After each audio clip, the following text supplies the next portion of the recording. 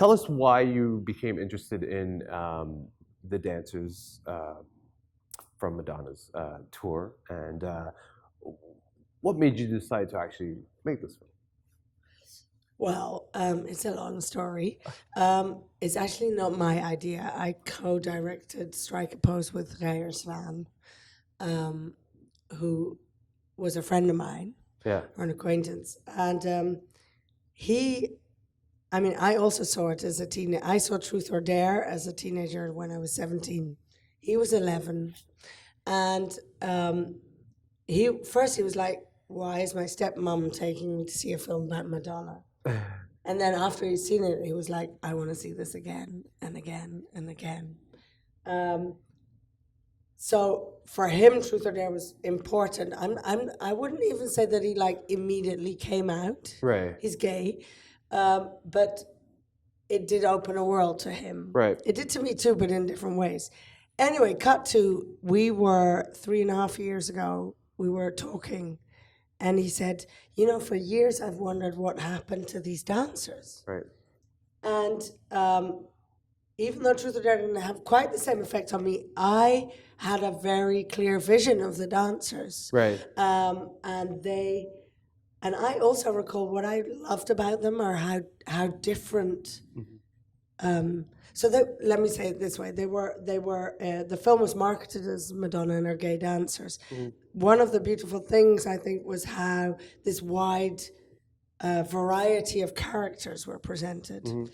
And they were of all races, and some were more feminine or masculine, or, I mean, if you think about Slam, you know, it's like this cowboy, and they have like, you know, like really big, tall Carlton, and then there's like Jose and Lewis, who were the original Voguers, and then hip hopper Oliver, and I loved that. I loved the, I guess maybe everybody loved that about Truth or Dare.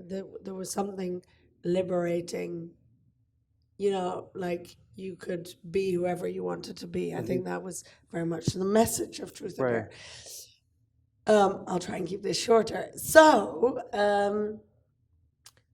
we went online, and we found out that we weren't the only ones wondering what happened to these guys, and we definitely weren't the only ones who were influenced by them, because, you know, online they have this huge fan base, and there's worldwide, there are people thanking these dancers for helping them come out or become a dancer, or maybe someone saw Kevin as an Asian role model, or so there were all kinds of people thanking these guys, and I think that's something that's grown over time. Right.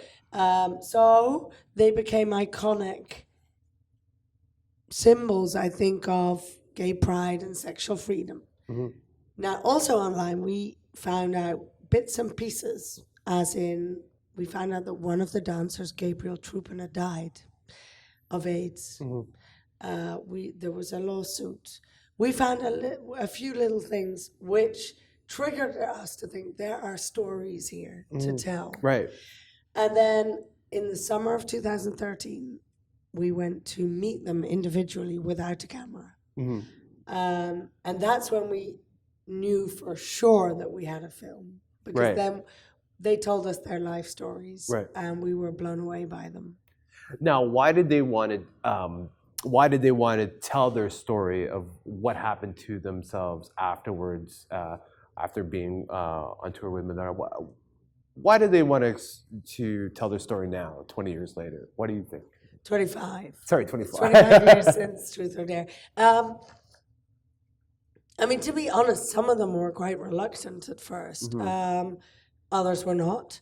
I think timing is really important. I think what convinced them all in the end to get on board this project is they felt and knew that it was really about them. Right.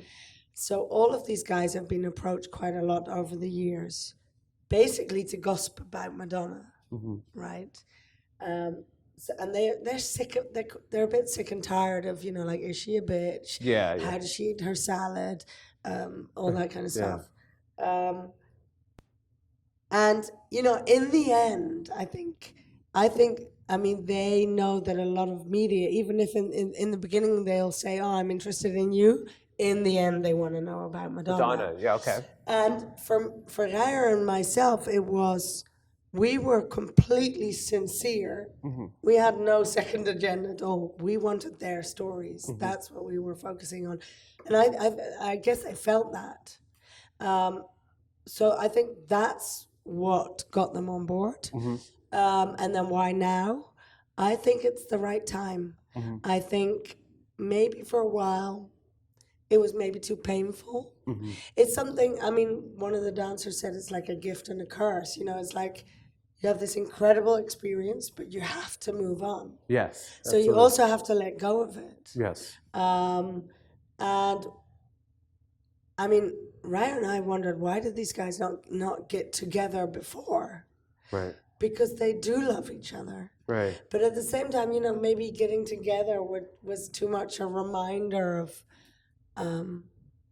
the past when they were all trying to move on in their lives. Right. So I think we came along at exactly the right time where they were ready to find some kind of closure. Now this film, sort of like some of the other films here at Hot Talks, it deals with the fact of aging, and you have to embrace the idea of aging, and that things are not possible anymore. And so, can you comment a little bit about that? Well, I like that you mention that. It's definitely one of the things that is one of the themes that we were thinking about. I mean, one thing we loved is, you know, they're dancers and they still dance. Right. And at the same time, especially in the media, we only like love dancers when they're like in their early 20s, and and a dancer's career is short in general. And we loved the idea of filming these slightly older men. They're going to kill me for saying this. They will. Still moving. And, you know, some of their knees are hurting, or their hips, or you know, some of them literally needed to get a new hip, or, you know, that happens to dancers. But we love the idea of, you know, they're older and wiser, but they still move, and they still know how to move. Oh, I bet, yeah. And I mean, what I think Truth or Dare was very much about being in your early 20s. They were between 18 and 26-year-old. And, you know, we didn't all go on a world tour with Madonna, but we all know the feeling of being young and thinking you're on top of the world. Right.